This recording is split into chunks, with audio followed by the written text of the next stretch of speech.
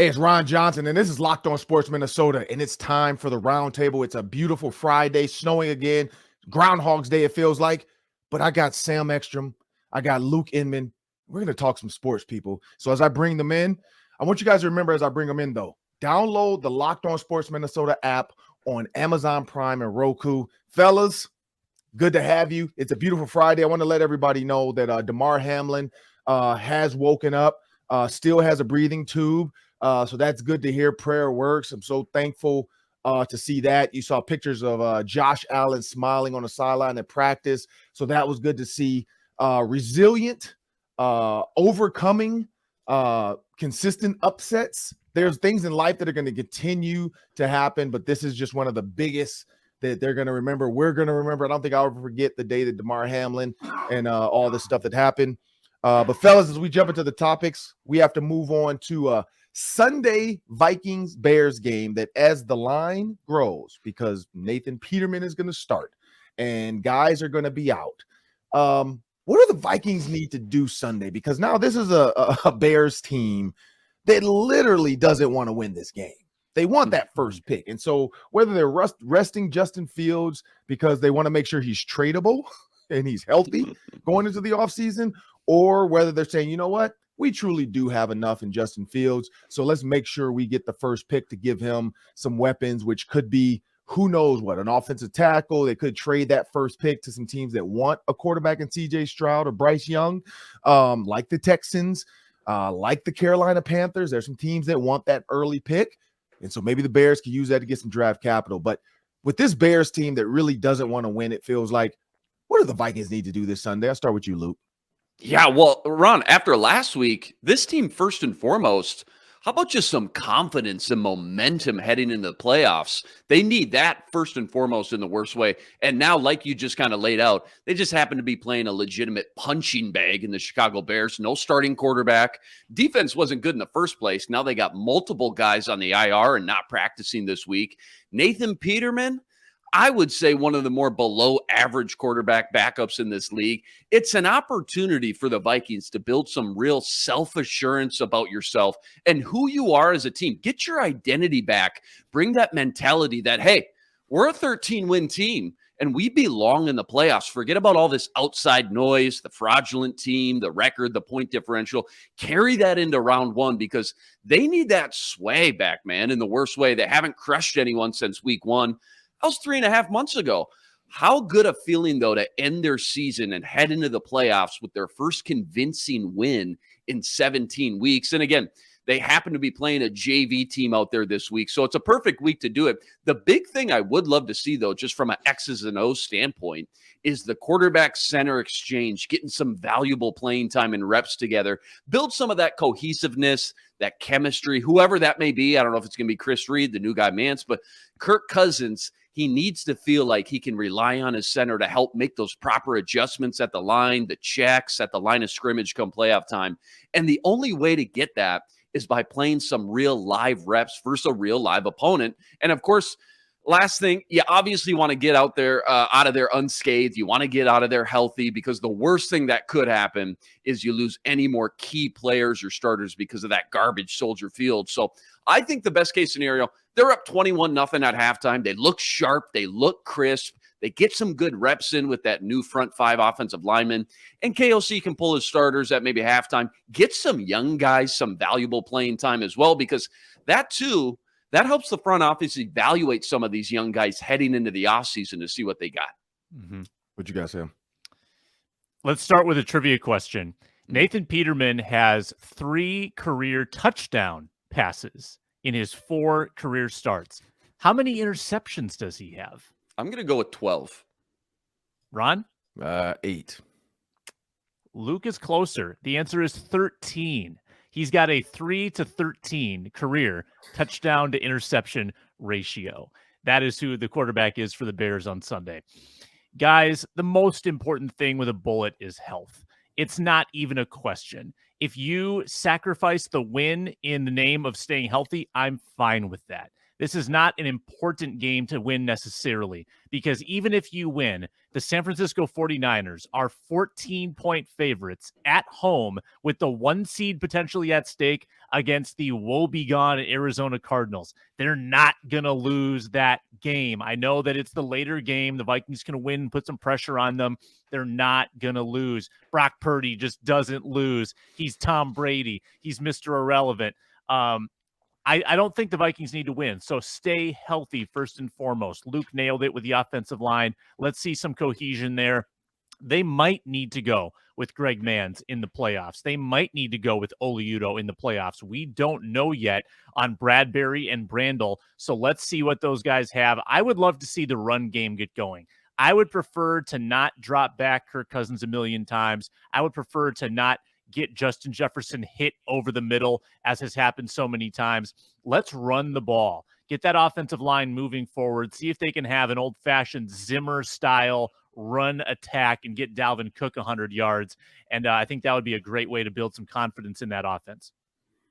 For me, it's about the win. That's it. For me, it's about the win and how it happens.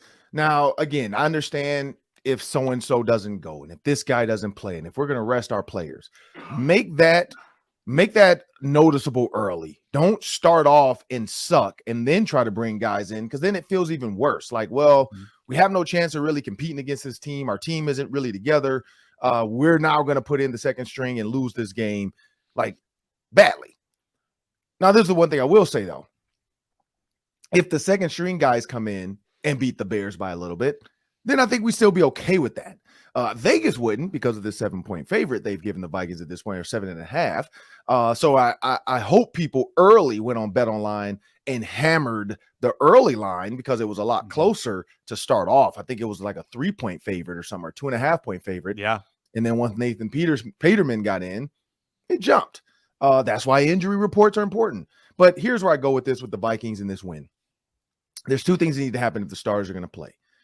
You look at the run game specifically. The Bears are giving up 158.3 yards per game. That's pretty bad. The Vikings, because you think the Vikings are bad, they're only giving up 123 yards per game. So the Bears are giving up a ton of yards on the ground. Now, in the pass game, and I don't know if maybe because teams can run, they're not passing as much. They've only given up 210 pass yards to the Vikings, 273 pass yards defensively. Here's where the run needs to happen. Run to Christian Darrisaw. Go left. Because when Dalvin Cook runs left, and this is the thing, he's equally run left and right, because you can't tip your hat.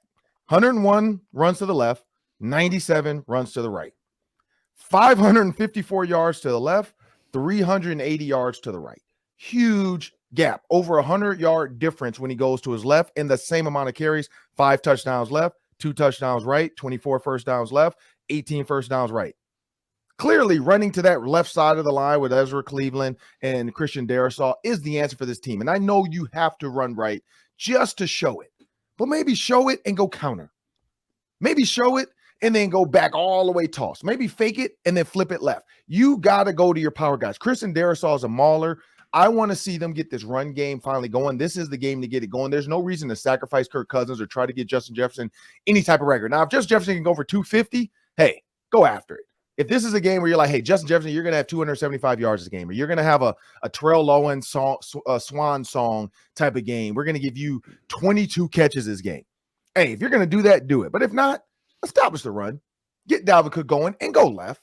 Like, it's simple to kind of see and then understand how to get the run game going, because in the playoffs, you're going to need the run. We all say that. Like, so many passing teams have lost playoff games or Super Bowls even to true teams that could just run the ball down their throat. We saw that happen time and time again until finally Pat Mahomes figured it out. But in that Pat Mahomes figuring it out, they ran the ball a little bit. Like, they got their run game figured out when they won the Super Bowl. So I think that's going to be the key. I think that's why the Buffalo Bills went out and drafted James Cook. Not to say, he's the one main reason. They needed 2 running backs. So when you look at this Vikings team, that's what I want to see. They have to find a way to beat the Bears.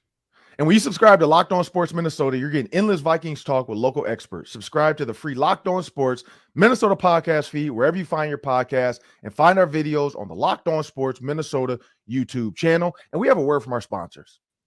Let's check in with BetOnline once again. BetOnline.net is your number one source for sports betting info, stats, news, and analysis, all the pro and amateur leagues, and that includes the NFL. We track it every single day on this show. The Vikings are favored by 7.5 at Chicago, over under 43. So they're expecting something like 25-18 Vikings win. Weird score, but I'm all about it. Let's check the line in that Arizona Cardinals-San Francisco game. Niners favored by 14. They're expecting a blowout in Santa Clara. You can get all those lines and more, plus the lines for bowl season. You can get good sports podcasts on BetOnline. Find it on your mobile device. It's BetOnline, where the game starts. Well, the playoffs are upon us. It's the NFL playoff time, and everybody wants to get to the Super Bowl. The Vikings have never been. I've seen T-shirts at the Mall of America. I'm seeing all kinds of stuff. So-and-so, have I been alive for this many years, and I still haven't seen a Vikings Super Bowl win. Imagine the Lions fans. They feel the same way. So you're not out there alone, Vikings fans. But when you think about this playoff run to get to the Super Bowl, the number one seed is not going to happen. Number two seed, possible, but are the 49ers going to lose? I don't know if they're going to lose to the Arizona Cardinals, but this is the NFL. Weirder things have happened. So the 49ers could lose to the Cardinals, and the Vikings could jump back to that 2 seed and draw number 7. But what's the most favorable path for the Vikings getting to the Super Bowl if you were to look at the playoff picture? I'll start with you, Sam. How about a favorable path and then the path that I want, which is the path of redemption?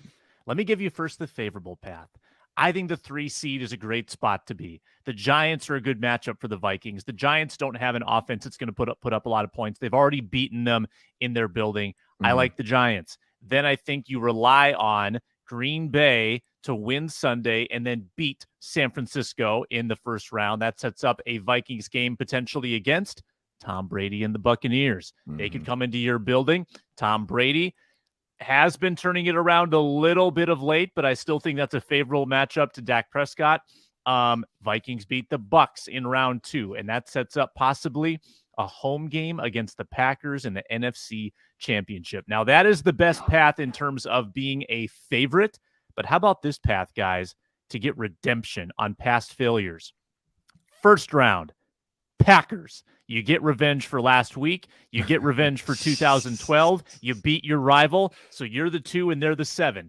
Round 1. Round 2, you bring in San Francisco to your building. You get revenge for 2019. Take down those Niners. And then NFC Championship at the Philadelphia Eagles. You get revenge for 2017 and 2008, by the way, when they also beat you.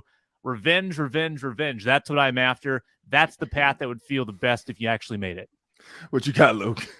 Yeah, Sam and I talked about this at length, so we kind of agree. We're on the same page. Give me the Giants at home in round 1 over a red-hot team like the Packers or Lions right now. That's step 1. Get the Giants at home, beat them like you know you can, because you just did it, 3-4 weeks ago. They match up best with that team by far, top to bottom. Then the next obvious ideal step in the equation is getting a second home game, because this team is just so different at home versus on the road. In fact, the Vikings since 2016, the first year of US Bank Stadium, they have the 4th highest home field advantage in the NFL. It goes Chiefs, Packers, Patriots, Vikings. And actually, if you look at the stats, Vikes are basically tied with the Pats for 3rd, really by a half game. Vice versa, though, they're a bottom 5 team over the last 30 years in games outdoors, on the road, on grass. So if this team really, realistically, they want to go on a Super Bowl run, they want to get hot here at the end, I think getting that second home game, it's a prerequisite. Like, it's a must. You got to have it. I don't see them winning back-to-back road games against these upper echelon teams. I just really don't. So that means you need multiple lower seeds to win their first game, as kind of Sam laid out. Watching the Packers win that week, stun the Niners, that'd be a dream scenario. Then the Vikings could be playing, like Sam said, the 4th seed, the Bucs at home again. That's ideal given who's out there and who's left in the pool of playoff teams. Plus, you watch that stacked 2-seeded 49ers team that just scares the heck out of me right now, taken out of the equation. It's a win-win situation. It's a double bonus. So Giants, then Bucs. That's the dream scenario. Then can you get a 3rd home game? Only way that happens, Packers in this scenario stun not 1, but stun two teams. And you're looking at, like Sam said, Vikings, Packers, NFC Championship game in the backyard at the bank. So fun. All the marble. I mean, come on. Can you guys seriously imagine it? I know we're a long ways from that, but like a Hollywood screenwriter, we talk movies all the time here. You couldn't script it up any better. The only problem, and I brought this up yesterday, is now you're playing a Packers team that just beat the Niners on the road. They just beat the number 1 seed Eagles on the road. They won 6 straight just to get there in the first place. They're the hottest team in the NFL. And you know, they're playing with so much confidence, swag, house money. So they're going to be awfully dangerous if it actually does come down to that. But let's face it, man, this is the playoffs. You want to be the best. You got to beat the best. Vikings haven't shown us really that they can beat the best teams in the NFL convincingly or consistently in any way this season. But that's the dream scenario I've got mapped out for this team come playoff time. It all starts and stops, though. 3 straight home games at the bank, finishing out, beating the Packers, ending their season, packing their bags to go to your first Super Bowl in what, over 50 plus years? I mean, that's the dream, guys. I don't think there is a I don't think there's a Yeah, I don't think there's a favorable matchup. Like I really don't. I don't feel like there's a favorable path for the Vikings. I don't feel like any of these teams you want right now. Like the Buccaneers are throwing the ball well now. Tom Brady is clicking on all cylinders. Giselle's gone, so he's like sitting at home all the time watching film. You got the Cowboys who can run the ball down your throat. You got the 49ers who can run the ball. All of a sudden, they found magic in a bottle with Brock Purdy. The Eagles are still the Eagles. Their defense is really good. Jalen Hurts will be back for the playoffs. Not sure how healthy he'll be. The Giants can run the ball. We've seen them do that. Their defense is clicking. Kayvon Thibodeau is finally now being the guy that they drafted. The Seahawks, the only one that I really like, honestly, are the Seahawks. Like, if the Vikings somehow can play the Seahawks, that works. And this is where I think we're forgetting. The Rams are still a solid team that every once in a while can get hot. Mm-hmm. Now, they don't have all their team and all their players, but they can put something together when it matters. And I feel like this is one of those weekends. The Rams might mess around and beat the Seahawks, and then the Lions beat the Packers. That's what I want. That's the favorable I want. Get the Packers out of the playoffs, and then I'm okay with it. Because the 2 seed for the Seahawks, and all of a sudden, if the 49ers lose to the Cardinals, the Vikings are back to the 2 seed. So then they get the Lions to start off. Now, here's where I think it really can get good. The Vikings beat the Lions. They're the 2. The 4 plays the 5. They win. The 3 plays which is the 49ers play the Giants. 49ers win. Then the Vikings get the 49ers, but at home. They get Brock Purdy in US Bank Stadium. And I think that's the big difference. The 49ers have to come to Minnesota. And I feel like that's more favorable for them to get the 49ers in their building. And then let the Buccaneers, because I feel like the Buccaneers and the Cowboys can beat the Eagles in the playoffs. I feel like either of those teams can beat the Eagles in the playoffs. That's where I go with that. Those 2 teams, both are really good. They both can be, and even though the 8-8, don't let the 8-8 or 9-8, whatever Tom Brady, if he beats the Falcons, he's 9-8. Don't let that fool you. It's still Tom Brady. Like that's like a sniper. That everybody in the old Western or a movie is like, oh, the old Army guy, he doesn't have it. Man, that dude can still shoot you from 400 yards out and not even blink. Like, Tom Brady can still get it done. So that's where I look at that. You got the Cowboys or the Bucks, whoever has to go beat the Eagles, which I think they can, and then they have to travel to Minnesota. Of the 2, give me the Bucks, though. I don't want the Cowboys. Mm-hmm. Give me the Bucks over that, because Tom Brady, again, in your building, it gets loud. He can't run. You can get after him. You can draw up a pass defense that you don't have to worry about Tom Brady beat you with his legs. Now, many teams have tried this and it didn't work, and Mike Evans is going off. So it's the Mike Evans versus Duke Shelley, or Mike Evans versus Patrick Peterson, and he's not fast. I mean, he can run, but he's not fast. So I feel like that's the guy, Patrick Peterson. If you just give him some kind of off cover 3 coverage, he should be fine. But in my opinion, that's the way I want to go with it. I'd rather see the Lions get in, because I need the Lions to get in. I don't want the Packers in there. I want the Lions. Well, you know what, Sam? I've been alluding to this all week about the Timberwolves. We've hit on it a little bit, but we couldn't really dive into it. We're going to dive into it today. And here's where I go with the Timberwolves, Sam. And I kept saying this. I kept saying, this is on the record. I kept saying there's something that they're not doing. And maybe I did say it. I don't know. This week, this break, Christmas break, seems like it didn't stop because it kept snowing. It snowed again last night. I woke up and I'm like, what is going on? Why is there still little snowdrops on the street? But anyway, I feel like I don't know if I covered this or not, but I'm going to go in depth. Anthony Edwards is averaging his career high in points, rebounds, and assists. Is this the result of Cat being out? I don't care if Cat's out or in. Here's where I go with that in the playoffs and them even trying to find a way back up. Or do they just tank and go get Victor? When you think about the Timberwolves and who they are as a team, and I said this to you, Sam, or I kind of alluded to this. Yeah. Anthony Edwards has to be that guy. Every team that has won championships have found that guy. You look at Kobe Bryant, you look at Michael Jordan, and Damian Lillard. Again, the Trailblazers didn't win anything, but they have won some games. They have gotten to the playoffs, had some big playoff moments. Damian Lillard's the reason. You look at Steph Curry, you look at Kevin Durant. You have to have a guy that's willing to say, screw this. You look at Kyrie Irving, even when he had LeBron. You look at LeBron when he was with D Wade. Even though you have another superstar, and that's where I think Anthony Edwards has to learn. I got a superstar with me and Cat. I got a big name in Rudy Gobert, but I need to be the guy. And that's what I think is missing. Donovan Edwards was that guy for Rudy Gobert. So Rudy Gobert didn't have any pressure. We put too much pressure on Rudy Gobert. He's not a pressure player. And so when you look at this, what is your thoughts on Anthony Edwards and what's been going on with Cat being out, with Rudy Gobert, him having to play the Donovan Mitchell to Rudy Gobert's Gobert? I'll start with you, Luke. Yeah, I mean, we all banged the table. We want to see Ant take that next step into this kind of superstardom territory this season. But I don't know if it ever was going to happen with Cat on the floor at the same time. Too many cooks in the kitchen from everything. When I sat down and watched these two play together, I think Cat being on the court was always going to kind of limit his ability to be the leader, be the guy to put the team on his back and take over games, have that pressure of, I got to get Cat the ball.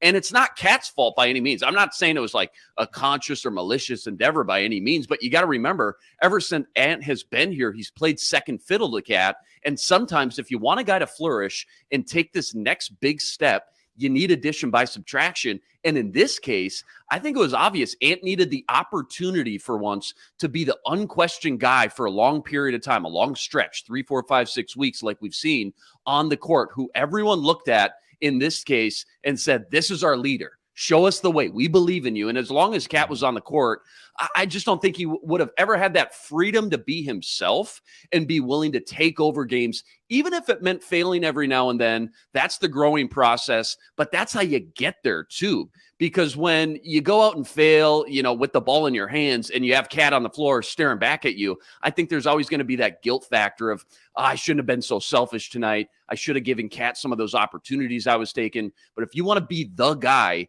you got to get selfish. And I think with the raw talent Ant possesses that we've all seen, I think everyone around him said, look, now's the time to be selfish, grow as a leader, and grow into what we all thought and hoped you could be when you got here, while Cat's not here for this little stretch of, a month and a half.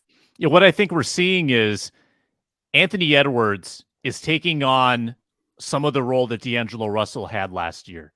D'Angelo Russell's minutes are actually increased this year, but his points are down, his assists are down, his rebounds are down. Like he's down where Ant is up.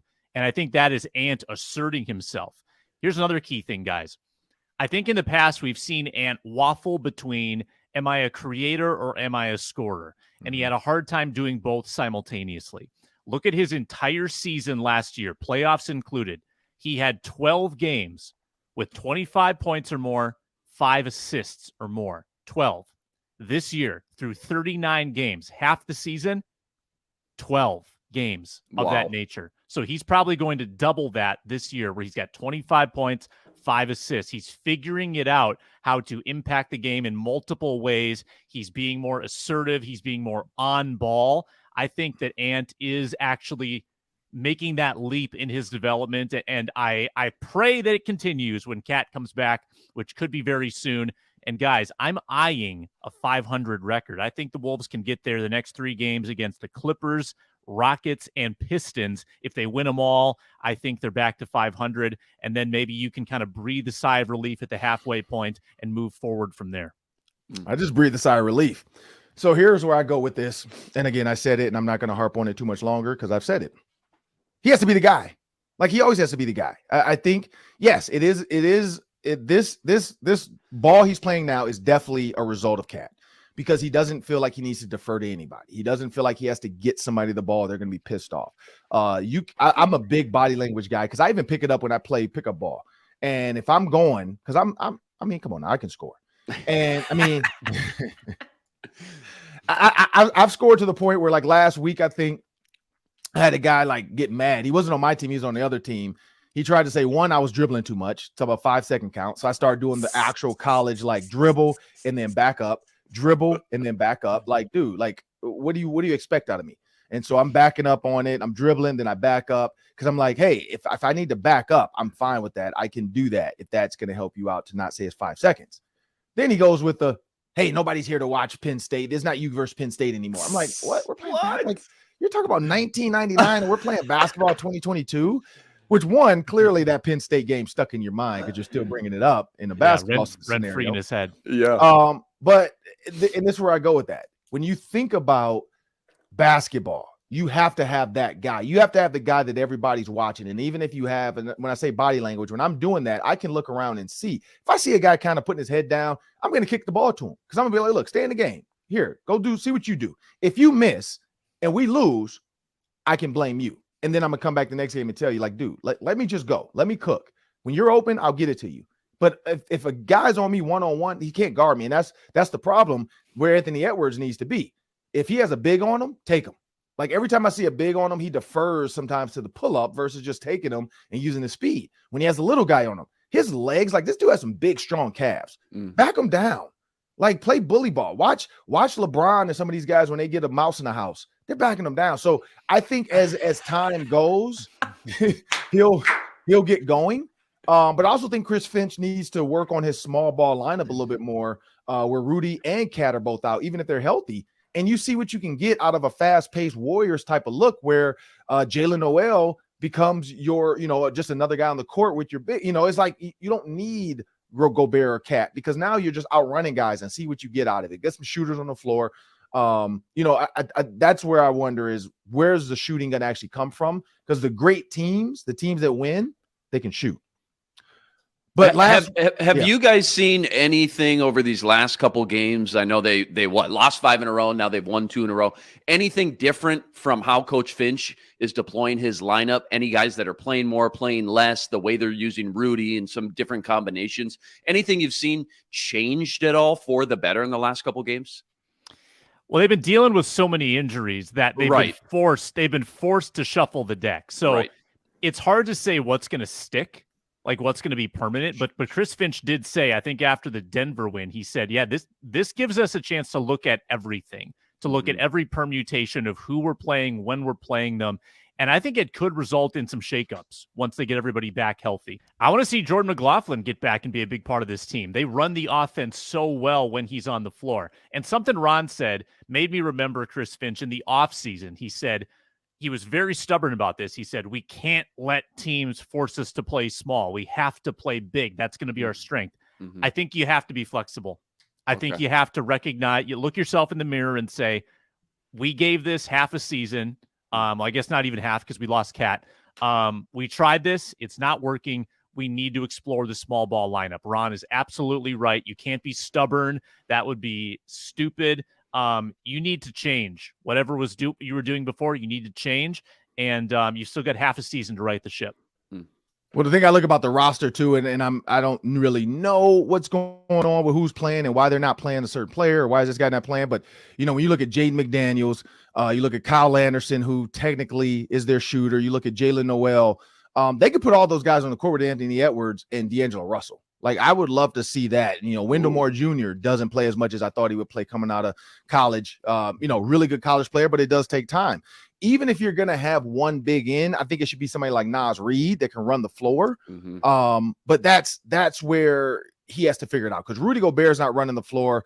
And then you don't have Karl-Anthony Towns. And then also Austin Rivers. When you think about Austin Rivers, that was his role on teams, was just to be that guy to come in, run the floor, shoot the ball. I just feel like even his usage in that small ball lineup could be a good piece. But again, the small ball only works if you're scoring because you're saying, I'm going to give up rebounds on the offensive rebound. I'm going to give up size underneath. I'm going to give up defensive rebounds if we miss. So you have to be able to make and score when you're going. And that's why the Warriors were so effective with theirs, because Draymond would be the center. And you got Draymond as center, you got Wiggins as the 4, and then you had Jordan Poole, Steph Curry, and Klay Thompson. So at that point, they're like, look, Wiggins is not guarding your 4, so we're going to give that up. Draymond, yeah, he can bully your center, but he's going to end up in a fight because he's going to push him too much. So what are we doing? We're making threes. We're going to run around. We're going to force you guys to put to get a matchup you don't want. Because if you're center, and that's why I love how they do it. Their center's guarding Draymond. Draymond is at the top. Draymond's pulling the center out. So now you have to decide how you want to handle that. And then that's why you see so many highlights of Steph Curry on Rudy Gobert, Steph Curry on Djokovic, Steph Curry on karl-Anthony Towns. Like, they know exactly what to do. They're going to pull your big and then run that pick and roll or that play where your center has to help. Because if not, Steph Curry's far enough out where once he crosses half court, he can pull it. So I think that's where the Timberwolves have to get to. They have to find a guy consistently comfortable shooting threes and spread guys out, because that Twin Towers thing didn't work. And they didn't get a ton of time with it because karl-Anthony Towns hurt, but they got to figure that out. Last one before we get into this, we have a game coming up, of course. It's going to be over-under. So we're going to treat it like the Daily 3, but it's going to be a little over-under. We're going to put a little money on it this time, though. We're going to have some fun with this. If you guys have money and you were going into a casino, prop bets. So these are the Locked On Minnesota props. What are our props for the weekend? But before we get into our prop bets, we got a word from our sponsors. Yes, we do, Ron. Hopefully you got some Built Bars in your stocking around the holidays, because it's a great chance to turn the page health-wise, get in better shape, eat a little better, and Built Bar can help you do that because they are so tasty. They're healthy and tasty simultaneously. It's like Anthony Edwards figuring out how to pass and shoot, tasty and healthy. It's a great combination. Built Bars are so good. They're covered in 100% real chocolate. That's right, real chocolate. They come in unbelievably good flavors like churro, peanut butter brownie, and coconut almond, and they maintain these amazing macros. 130 calories, only 4 grams of sugar, and 17 whopping grams of protein. I don't know how Built does it, but you can get Built in a myriad of ways. Go to Built.com. Go to your local Walmart. Go to your local Sam's Club. At Walmart, pick up the 4-bar box of cookies and cream, double chocolate, or coconut puff. At Sam's Club, get the big ol' 13-bar box with brownie batter and churro. You can thank me later. Built.com. Built Bars, so good. So here we go, fellas. So here's the game. I'm giving each of you money. Now, you can only use your entire amount of money on each bet. So there's 5 prop bets, and you have to take your money and spread it out over the 5 bets. Each of you are going to have $500. So you're walking into the casino. Okay. I'm going to take some money too. We all have $500, and we have to decide how much money we're going to put on each prop bet. And so when you look at and then of course, and they each pay out 1-1. There's no odds in these, and so we're not going to make it super ridiculous for those playing at home that want to do this. These are some actual props that are going to come up in this game. So we'll start here with you, Luke. $500. And again, remember, you have to so. For instance, if you want to put 100 on everyone, then you had it even across the board, and you're taking your best chance if you know there's one that's going to hit. So I'm going to read them all off to you, so you don't feel like, oh, I should have put more on this one. So the first prop bet is going to be Kirk Cousins, 250 yards passing. Over under. Dalvin Cook, 85 yards rushing. Are you going to put money on the over or the under? And then how much? TJ Hawkinson, 8 receptions. Over or under? And you know what? I'm going to make that 7.5. So 7.5. Over or under? Peterman, 1.5 interceptions. Over or under? And Peterman, 2.5 sacks. Over or under? You got $500. We're going to start with the first one, Luke. Kirk Cousins, 250 yards passing. Okay, here's the deal. A couple of those near the end, Ron, I'll save it until when we get there. Really juicy. So I'm going to save some of my money. I'm going to throw $20 on Kirk Cousins under. Ooh, like Sam said, I think they run the ball a lot. 32 degrees in the forecast, maybe some overcast, maybe a little bit of rain. I think they want to get that running game going. I'm going to save a lot of my money, though, for the end. A couple of those Nathan Peterman ones sound pretty juicy to me. I'm going to go $20. I'm going to take the under. Kirk Cousins under 250 yards passing. Oh. Sam. I'm going to go 50 on the under for the exact same reasons. I don't know if it's going to be windy, but it probably will be because it's Chicago. I think they probably passed it about 20 times in the game. Unless they connect on a couple 90-yarders, I think this is an under. Kirk Cousins unders this year. He's only gone under 250 yards. 1, 2, 3, 4. That was the Cowboys. 5 times. 6. Sorry, the Packers. So 6 times out of the 16 games. And this is the Chicago Bears, who've only given up 210 yards. This is the thing. I feel like coaches overthink that. Well, they know their run sucks, so they're going to try to stop the run. We have to pass. I'm going to go $50 on the over for Kirk Cousins. I think he'll get like 255 against the Bears. Justin Jefferson, they're going to try to maybe secretly get him this record without even like, let's see how it starts. If we target him 10 times in the first quarter, let's see what happens. If he's on pace, hey, keep it going. Let's do history. We're going to go with Dalvin Cook, 85 yards rushing, over or under, and how much? I'm going to take the over on that. Again, I think this is the game he gets over 20 carries, 20 touches there on the ground. 85, certainly doable against this very subpar average Chicago Bear defense that's missing a lot of guys. They're banged up, but I'm going to keep it low again. I'm saving my money. I'm going to go $20 on the over. Dalvin Cook, over 85 yards. Sam, what you got? Yeah, I love the run game. If this was a team rushing total, I'd probably hammer the over. I think that Madison's going to get a lot of work. I think it's going to be a straight rep split.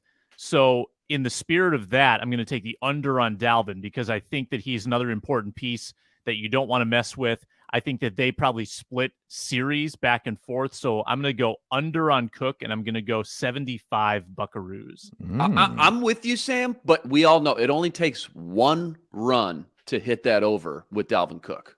Yeah. And that's where I'm going with it. The Bears, when I watch some of their tape, they're not gap sound. They're a 3-4 defense that is not gap sound. And the Vikings aren't really gap sound all the time, but they do make tackles. The Bears don't even make tackles sometimes. That footing, if Dalvin Cook can make a DB take a wrong angle, he's out the door. I'm going to go Dalvin with the over, and I'm going to do another $50. Dalvin with the over, $50 on that. We got the next one, TJ Hockenson, 7.5 receptions, over under. Let's go with you, Sam. Yeah, I don't know if this is smart or dumb because I feel like I need to sort of hedge my bets a little bit because right now I'm going unders. And if I lean into the unders, I could just get shut out. So maybe I'll go over on TJ with like maybe thinking, all right, when they do pass, they'll probably keep it short. They'll probably keep it from being like a 7-step drop. So maybe TJ gets targeted a lot.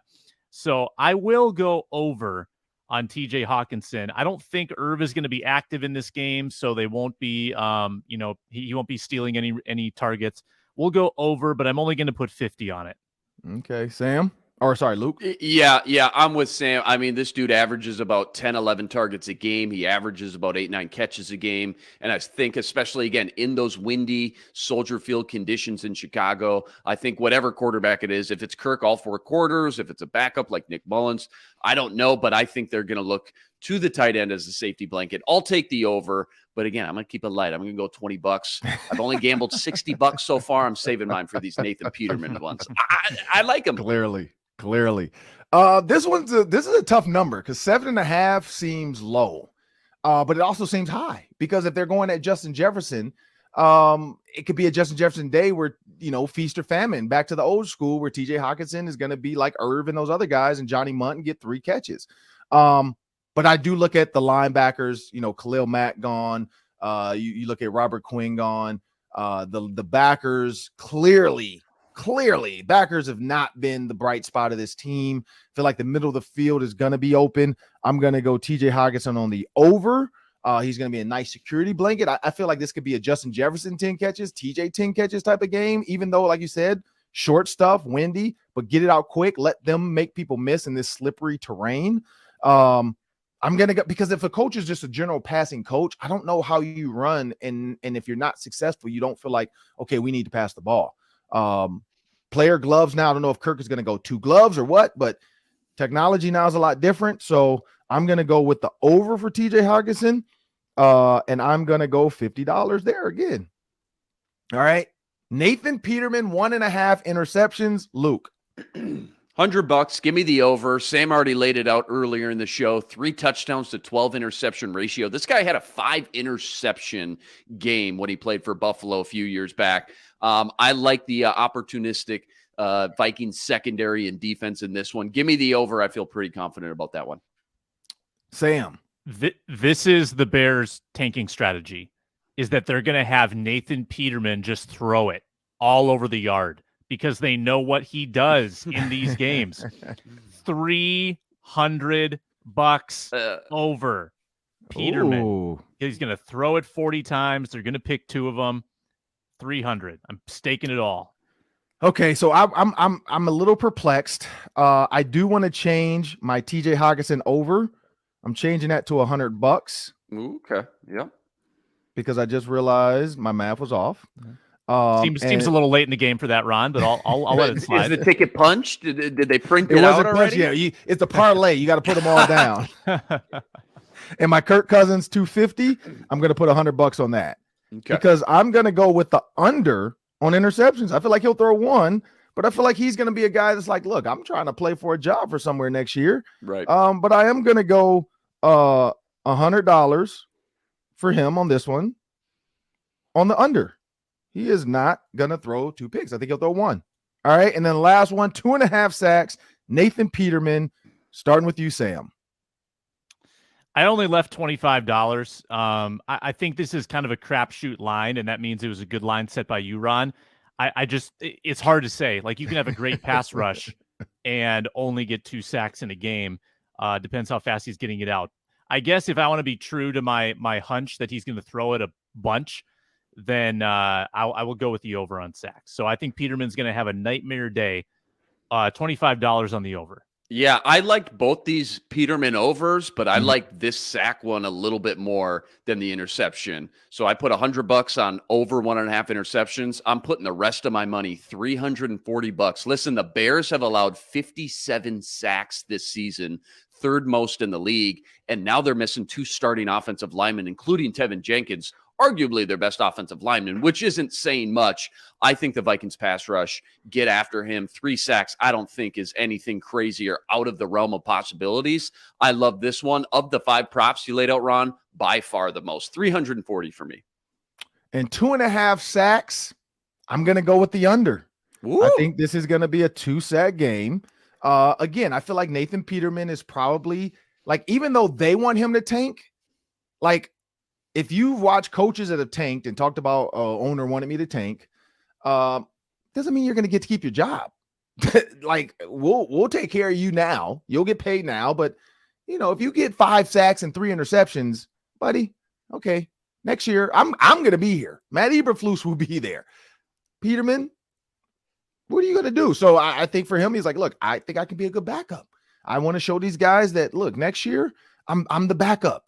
I'm going to be Justin Fields' backup. Let's build this thing together. Like, there's a Luke Inman in Chicago somewhere trying to build the dream with them. And so I'm going to go with 150 on the under. I still think the Vikings win, but I feel like this is going to be one of those boring games that by the 4th quarter, we're all like, man, hurry up and get to the playoffs. Like, let's move on. Because next week, I'm excited. We have a lot of playoff stuff. We're going to have Peerless Price joining us on the Ron Johnson Show. Just got a text from Jaquez Green, former Florida receiver that played with Ike Hiller and karl-anthony. So I'm excited to get him on. And then I'm going to be at the Mall America on Friday. So we're going to be having a show at the Mall America, 6:30 p.m. on Friday. So for people that want to come out live, come check us out. It's a Vikings pregame show, kind of special edition at the Mall America. So I'm looking forward to that as well. Got some other secret stuff that I can't say, but there's going to be some things that are going to be happening next week as well that I know fans are going to be super excited about. I'm Ron Johnson. That's Luke Inman. That's Sam Ekstrom. We want to thank you for joining us on the Locked On Sports Minnesota Friday Roundtable. And hey, let's see what happens with the Vikings Bears and where our props. And let us know. Comment in the section below. Let us know about your props. I got our guys' props. We're going to see who has the most money, who turned their $500 into something meaningful, and who's crying at the ticket counter after. I want to thank you. Have a great day.